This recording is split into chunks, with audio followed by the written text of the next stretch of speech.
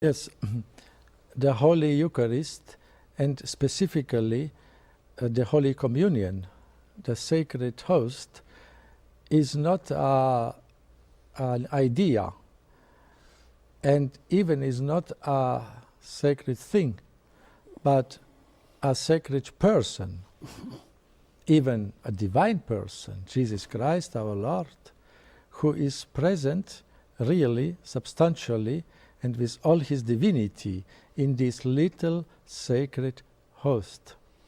And my concern is that we should be ever more aware and conscious when people approach to receive Holy Communion, that here is the Lord of the universe, God in his unending majesty, who humiliated himself so much.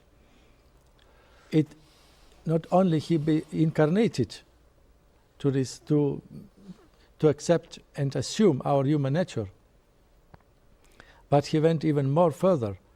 He humiliated himself to this state of being in Eucharist, defenseless.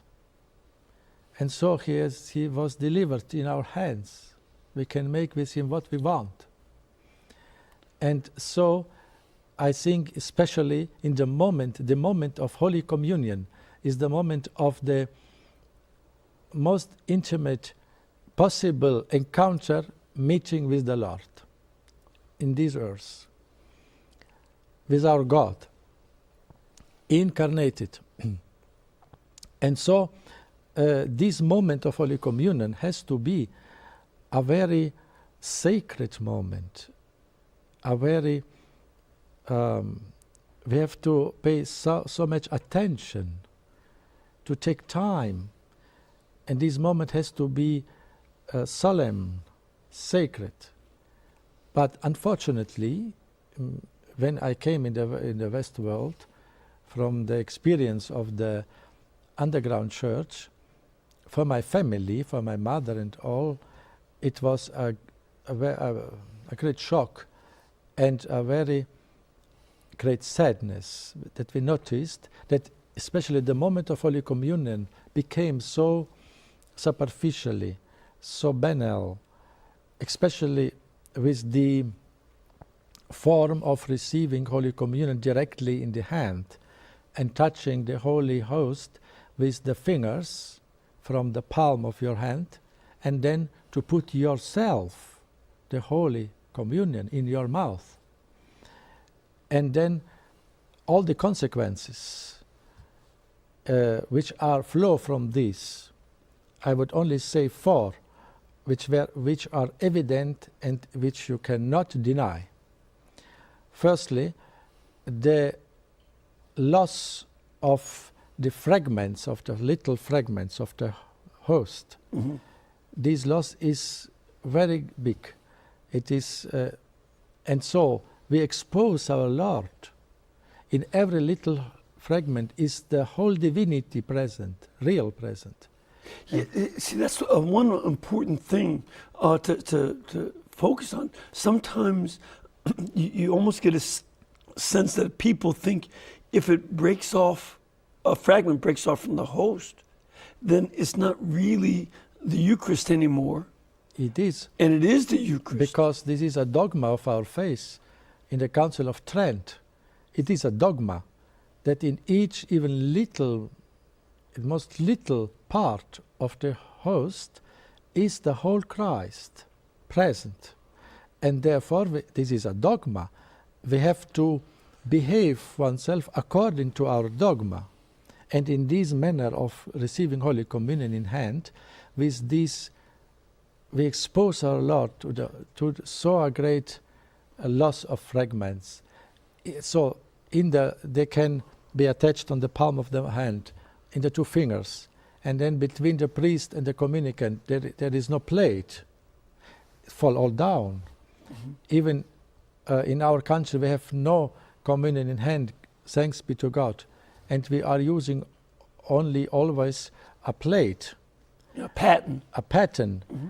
And after even my experience, after each Mass, I have some fragments on the pattern. Yes, it's But often when, my experience. but when there is no pattern, like in the communion in hand, fall down. And so our Lord is crushed by the feet in his church in so many places. This cannot be, we cannot be silent about this and say, okay, we can continue, it is licit, okay, it is legally licit, but we have to reflect upon this. And to, then there is the first very grave consequence, very grave. And if I might just add something from a priest I met who'd been in a communist Chinese prison, and hosts had been smuggled into him. And what he would do is consecrate he was given wine and bread smuggled by his mother. And he would break off into tiniest fragments to make sure each priest could receive even a fragment of Holy Communion. And this was all that, and it took years to be able to get that. And so this was very precious for their experience, to treat each fragment and risk their lives doing it. It's very impressive for this example of you. Then I continue. This was the first grave consequence of this manner of receiving Holy Communion, which is today spread all over the world. And the second one, the stealing of the host increasing in so many countries, really increasing, astonishing. And so we expose our Lord to stealing the host. And then the next consequence, objectively I speak. I not speak about the interior attitude of the people who receive Holy Communion in hand, to be clear. I speak on the objective situation. The third consequence is that this form of receiving the Lord, the holiest of holy, in this manner, as we have today so much spread, standing in the hand and taking with your fingers and so on, here is a minimalism, a minimum of gestures of adoration, a minimum. But when this is the holiest of holy, we have to give the maximum. It is a logical consequence of our faith. And the fourth consequence is that this manner to put the holiest of holy in the palm of the hand, and then to allow that the faithful take with his both fingers himself, the Holy Host, and puts himself in his mouth, this gesture is very similar to take common food in kitchen, in cafeteria, in your house. You can observe this. And so we have a situation of absence in this manner of real, clear, unequivocal, sacred gesture. And so I have